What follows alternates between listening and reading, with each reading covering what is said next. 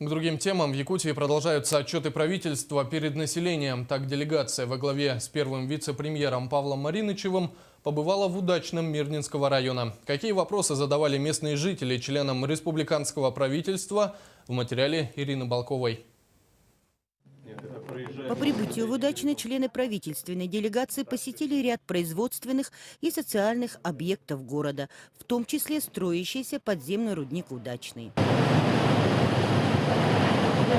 Далее рабочая группа проследовала в зрительный зал общественного центра культурно-спортивного комплекса акционерной компании «Алроса», где состоялась встреча с населением города.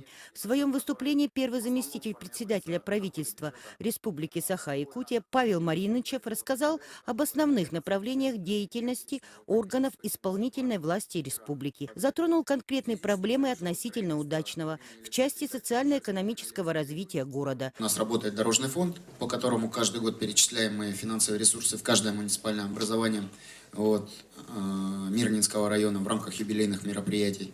Ну, соответственно, эти деньги, безусловно, выделяются и будут выделяться. Однако, кроме плохих дорог, горожан волновал еще один из немаловажных вопросов.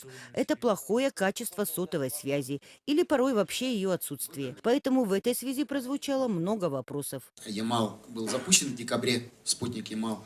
Сейчас они производят перераспределение каналов. И мы ожидаем, что в первом полугодии все-таки мы увидим тот эффект, они нам каналы дополнительные дадут, для того, чтобы мы разгрузили действующие каналы здесь. Также вопросы были и по здравоохранению, энергообеспечению, тарифам на авиаперелеты. Диалог получился конструктивным и плодотворным. После встречи с населением рабочая группа посетила храм имени преподобного Серафима Саровского.